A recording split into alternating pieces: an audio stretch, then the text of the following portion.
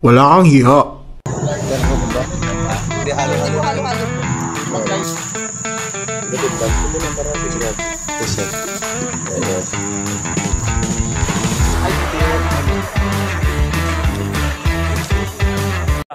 So ayan mga wagi, nandito tayo sa Namambalan. Kasama natin si Sir Oñate. Ayan. Sir, di ba sir? Oh, kasama sila ako. Tungkol saan to sir? Bali ito yung ngayon yung start ng Road Safety Week. Ito yung initiative ng LTO, join ng HPG, BFP, DOH at mga ibang mga riding community. Sir, this past week sir, naalala ko po tuloy-tuloy yung program ng HPG, LTO and BFP sir, no? Yes. Magkano ba ito ng whole month sir? Actually, ito nga yung sinasabi nila na sa isang linggong road safety awareness. So siguro pagkatapos nitong week na to, gawin nating tuloy-tuloy na tuloy-tuloy na safety lagi sa ating sa mga lalo na yung mga riding community. Sir, kasama kami sa sa mga advocacy ninyo. Bali ito sir, konting message na lang para sa mga rider natin. Yes, sa ating mga sa ating mga rider yun nga sabi natin, doble ingat at laging isipin natin na ang safety ng sarili at sa mga lahat ng nasa community natin. Yan, sa mga rider dyan, kasama natin si Sir Oñate. Huwag tayo matakot sa mga law enforcer natin, kakampi natin sila. So, yun, be law-abiding citizen and yan, kakampi natin sila sir. Pag may kailangan kayo, lapit tayo sa kanila. Sabi nga natin, ang HPG kakampi mo. Yes, Hindi kaaway o hindi dapat katakutan. Yan sir, God bless. Thank you sa sir. Thank you. Thank you sir. Ayan mga wagi, nandito tayo sa Namambalan ulit. Talos na tayo kay Sir Oñate. Dito naman tayo kay Sir Dex at saka Sir Lorenzo Pogi. Sir Lorenzo, tune down ng LTO. Sir, about dito sa program natin ngayon, ano naman may share? Itong month kasi celebration ng road safety. So ang natin dahil sa very timely kasi itong mga nangyayaring mga aksidente o road crashes ngayon halos sunod-sunod, so kailangan nating i-promote or i-increase yung awareness ng mga tao, mga motorista, yung mga road users, yung importansya ng road safety para sana lahat ng mga nagbibiyaya, sana lahat ng mga nasa daan ay laging safe. Saan man tayo pupunta, saan ano man yung activity natin sa daan, sana we always practice road safety. Last month pa sir, at saka yung first meeting natin sir. Yes. Very salute nga sir kasi yung time nila sir is binibigay nila sa community every Sunday. Family day sana nila, pero kinakahirapan nila na i-reach yung mga riders all around Cagayan, Region 2 para ma-put up nga yung advocacy nila ng road safety. Yan, nung Sunday na naman sir, kumusta naman yung experience natin ng Sunday sa charity? Actually, saludo din kami sa grupo ng riders group kasi makita mo yung concern talaga nila sa community. So hindi lang pala yung sa pagdadrive, sa pagmamaneho yung concern ninyo, kundi talagang very holistic, pati pala yung pagtulong sa mga kapwa. It's very good, napakagandang malaman na may mga riders groups tayo na may ganang activity. Yan. Saludo kami sa inyo. Sir, ayan. Thank you sa mga law enforcer natin. Siyempre, LTO, HPG, NBFP. Ayan, mga policeman, huwag tayong matakot sa kanila. Kakampi natin sila. Yun laging sinasabi ni Sir Lorenzo at saka Sir Dex na huwag tayong matakot sa kanila, kakampi natin sila. Pag may kailangan kayo and info, lapit po tayo sa kanila. Yes. Matutulungan nila tayo. Hindi sa finance, pero sa lahat ng how to process yung mga legal. Yan, konting message lang sa mga rider natin. Yes, sa mga riders natin, lagi natin isipin, yung road safety is everybody's concern. Lahat tayo may responsibilidad. So kailangan natin kada biyahe, isipin natin yung mamahal natin sa buhay. Napakasarap mabuhay. Let's always practice defensive driving towards road safety. Yes sir, Road true safe, rider. ride safe palagi. Yan sir, Ride Dexter. safe. Sir, may dadagdag tayo. Yun na lang. Sabi naman natin ni Sir Lord. Ayan, sa mga rider natin dyan, ingat-ingat and rock tayo always sa daan and be safe. Yeah. Thank you sir. Kasama natin si Kuya Renz from isa sa mga leaders sa ULFC. So, shout out sa mga pundasyon sa ULFC, yan sa downstream, siyempre sa upper, Ilocos, different. Shout out sa mga leaders ng ULFC. So, Kuya, alam ko sobrang saya mo ngayon. Kahit wala yung ibang leaders, anong masasabi natin? Una sa lahat, magandang umaga. Ito na yung one at time na sinasabi ko na bawat schedule is mahalaga para sa atin. Today is about road safety again. Tulad ng ama sa loob ng tahanan ay paulit-ulit na nangangaral sa atin. Iba pa rin pag araw-araw nating naririnig, maya-maya natin naririnig ang pangalan ng magulang na kumakatawan dito ay ang LTO, HPG, PNP, BEP. Nagaganapin ngayong araw na ito yung road safety parade para imulat ang mamamayan, lalo na sa mga commuters o mga humahawak ng manobela na gumagamit ng kalsada para sa kaligtasan ng kanilang buhay. Lahat tayo ay isa ang hangarin, maging ligtas, maging mapayapa at maayos ang ating paglalakbay. Sana yung mga alituntunin na ipinapatupad ng batas ng mga ahensya ng gobyerno, sundin po natin. Hindi yan po para sa kanila, para po yan sa atin. Napakahalaga po yan. Maaring maliit sa inyo, pero para sa kanila, nakagawa sila ng mga bagay na tayo ay mailigtas. Pero minsan talagang nakakasama ng loob. Marami sa atin ang matitigas ng ulo. Tapos pag aksidente, sila ang ating sinisisi. Sana sa araw na ito, magmulat sa ating lahat na road safety is our responsibility. Yes. Ayun, sa mga leaders ng ULFC, kita-kita tayo sunod. Hindi lang to yung hindi lang to yung araw, meron pa, marami pa silang activities. So, tune in lang sa mga activities ng ating mga law enforcer. Itatap nila tayo for every activity. Additional, upcoming 23, Yes. this Friday meron ulit tayo Meron tayo ulit sa 23. sa Cagayan Stadium.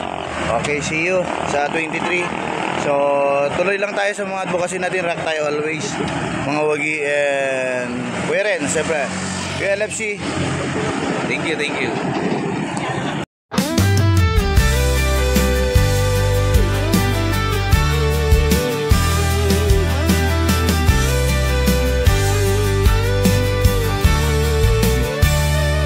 Mr. Wagi Rider, mabilis kang dumaan. Asul ang hangin, gulong mo'y sinisigawan. Kahit saan magpunta, todo ang galawan. Ikaw ang bida, ikaw ang may pangalan. Kilala sa kalsada, ikaw ang hari ng daan. Walang takot kahit gabing madilim ang buwan. May kargang tapang, may puso't sigawan. Mr. Wagi Rider, ikaw ay di matatalunan. Mr. Wagi Rider, saan kaya ang punta? Alright. Peña Blanca mga wagi. So, ayan. Hinintay natin yung convoy ng HPG at saka LTO. Laging ikaw ang bida, kabit ng ngiti ang bawat pagpreno. Alon ng hangin. So, what's up mga wagi? Dito tayo sa sa SM. So, kita natin si Sir Pare. Yan. Sa LTO. Sir, parang happy-happy ka ngayon, Sir, ah. Yan. Kasama natin ang PRG. Yan. PRG Cagayan. National. So, yan. Shoutout din sa Kalaw and mga wagi natin dyan. Yan. Advance Happy New Year sa inyo. Ayan, dito tayo sa SM. So, update tayo sa mamaya sa mga ganap dito. Mga wagi. So, kasama natin ang PRG, siyempre. With Mr. Wagi, siyempre. LTO, BFP, HPG. Ayan, shoutout sa PSSG LGU. Tama, no? Then, yan, sa mga ano natin, enforcer and SWAT. Yan, shoutout sa inyo. So mamaya, tignan natin yung mga ganap dito.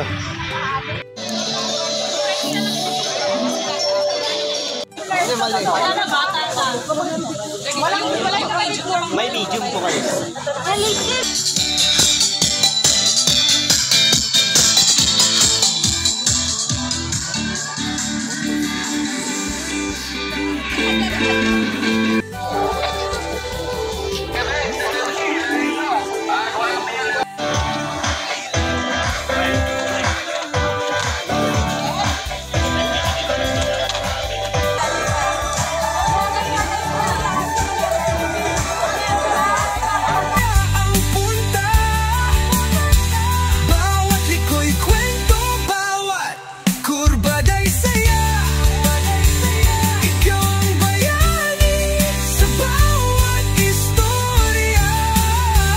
Lansangan mo, laging ikaw ang bida.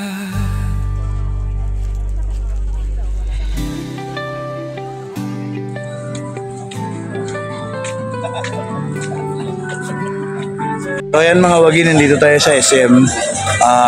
About pa rin dito sa Drive and Safety 1 ng LTO program. Kasama natin si Sir Arthur Blaquera ng OSO. O ayan, TMG. Sir, anong concept? Para saan po ba itong program natin ngayong araw na ito? Napakagandang itong programa na itong ginanap na itong araw na to. To be aware na safe ang street natin, safe ang pamamayan, lalo-lalo na may mga motorista natin dahil in-accept natin na medyo may mga pagkakamali itong motorista natin. Pero itong napakagandang programang ito ng ating buting bagong direktor na siya po ni Joshua Pabula ng Regional LTO 2. Napakaganda. Tingin ko aware ang mga tao, mga motorista na pagandahin pa at iwasan ng disgrasya. Lalo-lalo napakahalaga ang buhay ng tao. So, isa yan sa programa na pinupus ng ating buting regional director na sa ngayon. Lalo-lalo sa mga turista natin, be aware, safe, public safety, safety ng bawat isa. At yun na nga, iwasan natin ang sakuna. Iwasan ng sakuna. Magandang templo itong ginaganap. Sir, dito sa naman natin sa city, sa gaano ka-importante yung kuwan ng poso, sir? Also, alam na natin na gaya na sabi ko, may mga pasaway, although unti-unti napabawasan dahil nakikiusap tayo, regular tayo nakikiusap sa mga motorist, kung nagkamali man sila, may mga walang violation nito. Pero hindi yun ang tingin ko, hindi yun ang solusyon. Usapin mo ang tao, mas irespeto nila at natatak sa puso nila at sa isipan nila na seryoso tayo sa mga ganun. Yan. Sir Blakera po ng Poso. Sir, message na lang sa mga rider natin. Message sa mga rider natin. Opo. Nasa commitment natin kanina, sense of commitment na iwasan ang iwasan ang mag-drive nakainom dahil yan ang pangunahing sanhi ng discussion. Thank you kay Sir Arthur Blakera, sir. Thank you po. Sir, sa amin mga rider, sir, salute kami sa Poso, LTO, HPG, at saka sa lahat po ng agencies natin for law enforcement. Yan, kasama nyo po kami sa mga project and activities. Yan, rock po tayo lagi. Sunod tayo sa batas at huwag tayong matakot sa natin, sa mga law enforcer natin. Lumapit tayo sa kanila kasi nilalapit nila yung sarili nila sa atin. So, yun. Rock tayo lagi and always ingat. Sir, thank you. Thank you po.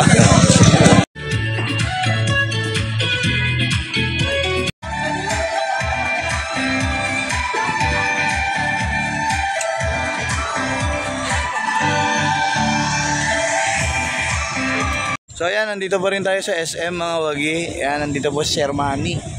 Nagkita tayo for how many years? Nandito, pogi-pogi Sir Manny. Sir, Kwan, about dito sa program natin, sir, konting message naman. Oo, about dito. Ngayon kasi Road Safety Month, isa ito doon sa programa ng ating pamahalaan at ang komunidad tungkol sa advokasya ng road safety. Alam naman natin ang daming nangyayari sa ating mga lansangan, gaya ng prinsipyo na shared responsibility. Lahat tayo dapat makialam kung alam natin na may mga nagkalat dyan ng mga aso o kung ano man, pagsabihan natin yung may-ari, kung maaari lang walang ibang gaya ng stray animal sa ating lansangan kasi ito ay isang sanhi ng road crash. Sir, di ba may batas na tayo dyan? Oo nga, yung itali mo ang aso o yung alagang hayop para hindi magkalat sa ating mga lansangan. Sana yun ang isa nating gawin bilang isang responsableng mamamayan. At yung mga nagmamaneho din, pangalagaan natin yung ating mga pasahero at yung sarili natin, pati na yung pedestrian. Kasi may karapatan din silang gumamit ng lansangan at isa yan sa ating responsibilidad. Kaya hinihikayat natin ang lahat, yung mga followers ng ating kaibigan. Yun, kailangan natin ng kortesiya, disiplina at respeto sa mga gumagamit ng ating lansangan. At gaya ng sabi natin, iba na rin yung may ingat, dobleng pag-iingat. Maraming salamat. Sir, sa naman, sa mga rider na yan, takot pa rin sa yan yung lagi namin sinasabi takot pa rin sa mga LTO at saka mga law enforcement. Sa riders, wala na pong doble plaka ngayon. Naamyendahan na yon. Yung bagong batas, yung just lately, may batas tayong ibinaba ng ating Pangulo. Ito yung Republic Act 12209, wala na yung doble plaka at saka yung mga masyadong matataas na penalty, ibinaba na ito. Noon yung mga penalties doon sa Republic Act 11239 yata yun, masyadong mataas, 20,000 ganon. Ngayon binaba hanggang 5,000 na lang. So, basahin natin yung bagong batas pag lumabas na yung kanyang implementing rules and regulations, sigurado may implement na natin yan. Yun, so, dapat alam nila yung batas, sir, di ba? At saka sa pagmamaneho, lalo na pag motorsiklo, mag-ingat tayo, stay hydrated palagi kasi nga alam na naman natin yung sobrang init ng panahon, ang daming nagkakaroon ng cardiac arrest. Mag-ingat tayo at i-promote natin yung paggamit ng protective standard helmet. Yun. O yun yung message ni Sir, yung sasabihin ko sana kanina. O yan, always rock tayo and safe lagi sa daanan. Sir Manny, Keep safe. thank you ah. And enjoy riding. Ano lang, kalmang pagmomotor at enjoy the view. Hindi yung paunahan tayo doon sa ating pupuntahan. Habang nagmomotor tayo, just do rock and roll. Yes, Sir. Yun Sir, sa akin naman, doon sa mga nag-i-stop dyan pag nakakita ng checkpoint, huwag kayo mag-stop, i-approach nyo yung mga law enforcer natin kung paano kayo paano kayo makakapaglakad ng mga papers ninyo. At tutulungan nila kayo. Pag may law enforcer na medyo hindi courteous sa pagkikipag-usap sa atin, tawagan lang nyo yung opisina namin. Kami nang bahala. Pagsabihan natin, kung minsan dala ng init ng panahon, yung init ng ulo ng bawat isa, ganun din pumapalo din ng 50 sentigrado. Yes, Kaya ingat-ingat at keep safe and relax. Okay? Sir, thank you man, Sir Manny. Thank you. Thank you. Yan, thank you lahat sa mga umattend dito sa may SM at sa natin. Whole week ito. Sa parade natin. Whole week pala to. Tapos meron pa tayo sa 23. Oo, dire-diretso ito. Meron din tayong yung basic troubleshooting sa mga motorcycle riders natin. Dito din gagawin yan. Kailan yun, Sir? Friday. Ay, sabay din? Sabay yung DOH, Sir? Oo. Pagkatapos si Sir Loren, meron siyang free TDC dito.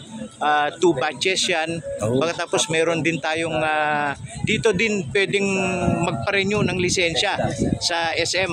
Mag-umpisa yan siguro Wednesday hanggang Friday. So pwede kayong mamasyal habang pumapasyal kayo dito sa SM City, Tugigraw. Merong naka-pwesto dyan yung galing sa Tugigraw Licensing Center sa pamumuno ni Mr. Loren Tudao. So nandyan yan, free TDC. Pagkatapos magbibigay din tayo ng serbisyo sa renewal at saka sa student permit.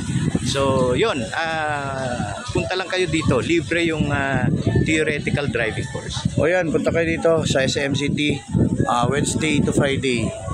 Yan. Andito ang first batch natin mag-umpisa bukas.